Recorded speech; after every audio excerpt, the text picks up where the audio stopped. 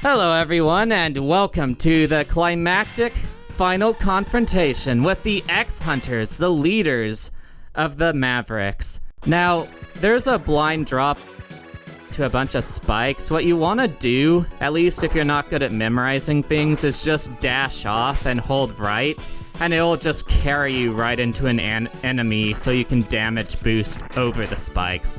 Or you can just air dash through all the ledges, because the air dash replenishes every time you make contact with a wall, but that relies on you having the dash boots. Joining me today is Skyzo. How you doing? Hey everyone, I'm doing well. Also, the junk shot is once again the game's most useful weapons, especially for those Slidame guys who would otherwise close the walls on you unless you destroy them. So, good on it. Alright, so far so easy. Indeed. Also, don't have to be too careful about the claws. They don't hurt you, they just sort of get in your way. They grab you and drop you a little bit backwards. In fact, there's actually an alternate path in that pit that I air dashed over. Doesn't have anything too interesting though, so I didn't feel the need to show it off. Alright. Also, be sure you charge up a bubble splash for our next fight with Violin, who actually hits tougher and has different weaknesses than he did last time. Like before in our first match, he would not have been this weak to the bubble splash. He has the same sprite, but it's still a different enemy. It's weird. This is a very frightening boss. Indeed. In fact, if you're doing this boss without upgrades, he is insanely tough. One of the hardest in the game. Possibly the series, actually. Because his mace hits really hard, and without the Armbuster upgrade, you're only doing 2 damage with the regular bubble shot, so you can't just overpower him like you did with Vile in the first game. That's actually a bonus episode I'm gonna show, but if you do have the upgrades, you can just overpower him, since he's also a very stationary enemy. It's just his mace tail goes really fast, does a lot of damage, blocks most of your projectiles, and just has a very... It's not unpredictable, but it moves so fast that it's hard to dodge anyway. So that'll be exciting. Yeah, I'm not really sure how you're supposed to maintain, dodging in general, for longer than maybe a few minutes, because that tail is very unpredictable. Indeed. And speaking of time, if you slow down time enough and then bounce off the surface of that water, you can actually catch that platform before it goes up. Usually what most players find is that they miss it and they have to wait like 30 seconds for it to come back down, but if you're really, really good at the game or slow down time like that, you can catch it in time. Speedrunners will do that unbuffered, and I'm not that good. Not even in the speedrun I did. That does seem very difficult. Yeah. Speaking of difficult, here's another neat trick. If you dash and shoot a shot at that elevation, you have to dash or it'll be slightly upward, and then up and down, you can kill 2 of those cannons before you even begin. Fairly precise though, and the junk shot kind of one-shots them anyway. And fortunately the next phase of the fight is easy. You just spam a bunch of charged sonic slicers from here, where your left foot is hanging over the platform, and you can get Surges that way. I mean, compared to the last boss, this just seems so easy. Well, it's easy because you have a safe zone there, but again, you're relying on the Armbuster.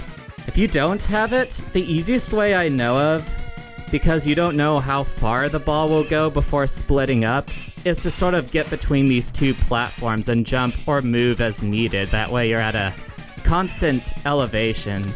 The worst thing you can do with this boss is move around too much. Yeah, I can see that. If you move too much, you get caught by the smaller pellets. Yeah. Also, this is a very critical line that is completely absent from the official localization. He refers to Dr. Light, a guy that invented Mega Man but has been dead for like 100 years. And he's also the only one that almost calls you Mega Man instead of X. It's very heavily implied in this game and in a few later ones that Dr. Wily actually lives on in some way or another, whether it be through the virus he created or through other robotic bodies like that. The official localization, I'm not sure they even bothered translating it, because like for most of the Maverick bosses, all they do is copy and paste the same set of lines over and over again for each of their death quotes. Oh no! The reunification is in jeopardy! Ah! For almost every single one of them. It sucks, and I don't know why they did it. What a strange change. I know, and that's in addition to everyone and their mothers calling him Mega Man X, Mega Man X, Mega Man X. Even though in every other game, it's just always X. Yeah, no idea. Like, my only guess is that the translation team didn't think it was important. Guess not. Anyways, you know the Hadouken from last game? Oh yeah, very strong. Well, this game has an equivalent, the Shoryuken, once again a Street Fighter reference. The way you're intended to get it is to go through this upper path that goes through a lot of spikes. So the conceit is that you take the dangerous upper path and get the Shoryuken, or take the safe bottom path and miss it, or you just don't know about the Shoryuken and just go here out of ignorance. But thanks to the double neon jump, you don't even need to bother with the upper path. We can just do that and then go through this invisible wall. Just make sure you have a full health gauge, otherwise this will not appear. Oh, and you have to have all the upgrades, of course. Huh, interesting. Nice little Easter egg. Indeed. Speaking of Easter eggs, the official localization had a Bill and Ted reference here. I'm not worthy! I'm not worthy! And then I don't remember what the rest of it was. Huh. Well, let's see the Shoryuken. Indeed.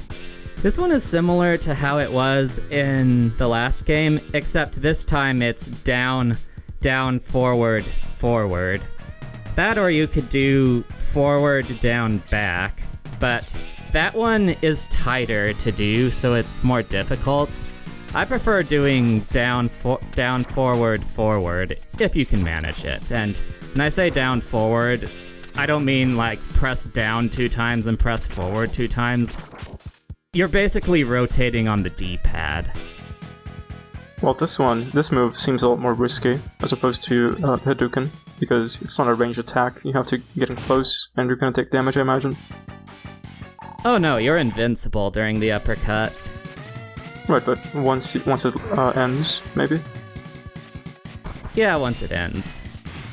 Anyways, in order to beat the almighty toilet paper roll, you can either stay on the bottom and dodge all the spikes, or you can just sit up here and then just bounce off the wall every time one of those electro orbs goes up.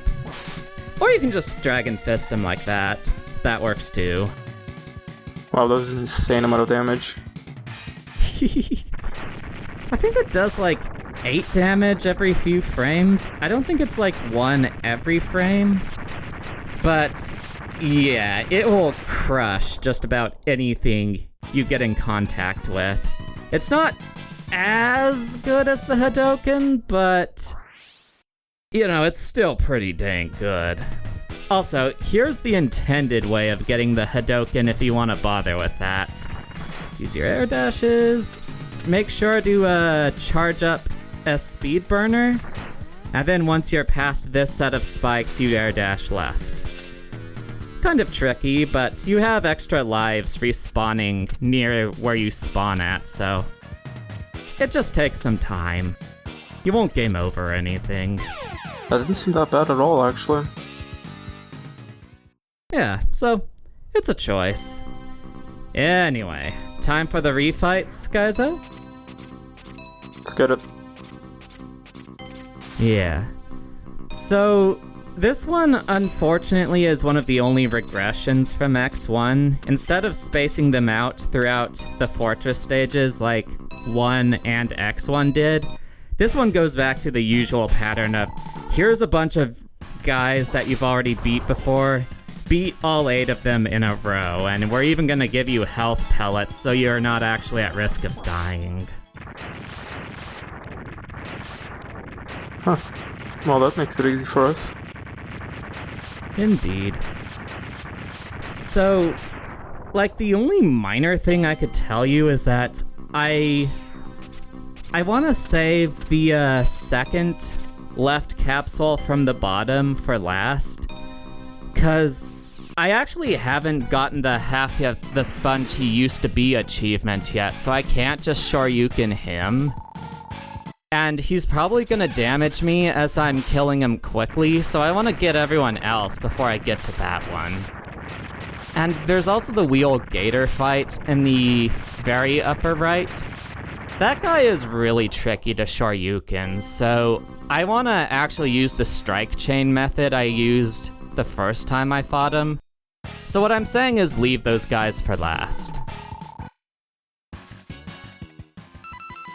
Alright. Looks like you're not going to use. Oh, never mind. You see how I'm buffering the junk shot so that it's really easy to get him and there's minimal downtime? Yeah, I actually thought you were not going to use the your power that you got.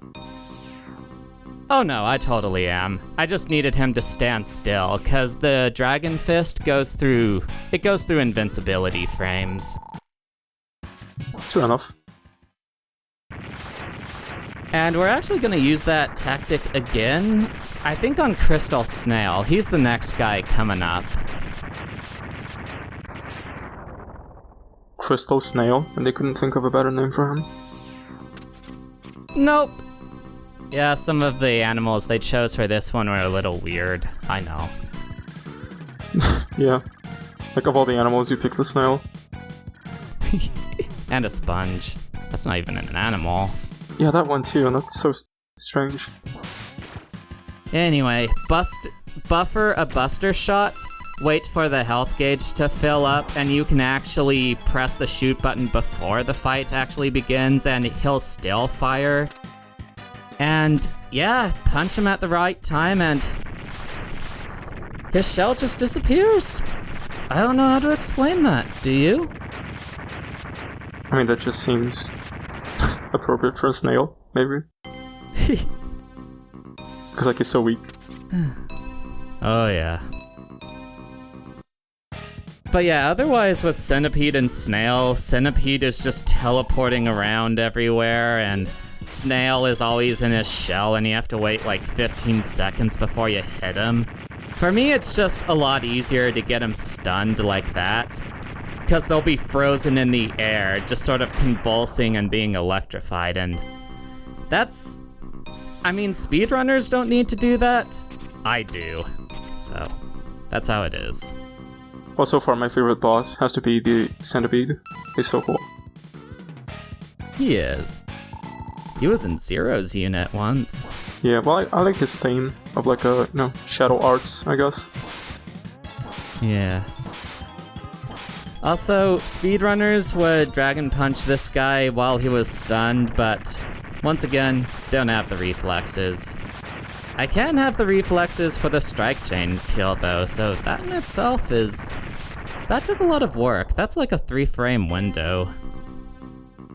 It does sound very difficult, like whenever you have a trick that's like a few frames apart. I don't know about that. Doesn't seem very fun to try out. It wasn't, but it was heck of satisfying once I finally got it. Oh yeah, absolutely. Felt like a total beast. Okay, so this guy, if you don't time your Dragon Punch just right, you'll just kill him outright. So if you're not as confident as I am, you're gonna wanna use charged Sonic Slicers all the way, doing it the same way I did in the beginner video. In fact, even for the speedrun I did, I just used a regular Sonic Slicer, because I remember I was on a really good pace, for one, and then I just accidentally killed the guy and had to start all over again. Oh, that was sad. Wow, that's brutal. So, this is gonna be a bit of a thing. Sigma is pretty much always gonna be back in every single X game. I guess well, actually, he foreshadowed it at the end of X1. He told us that he would find a new body and he would rise like a phoenix from the ashes, and the reason for that? I don't think it's ever directly explained, but you sort of are able to piece it together by the time of X3 and X4. We'll get to that as it becomes pertinent. Alright, I thought we'd fight him this episode, but that was interesting. Anyways, have a nice day, everyone, and God bless you all. Alright, I'll catch you all later. Bye.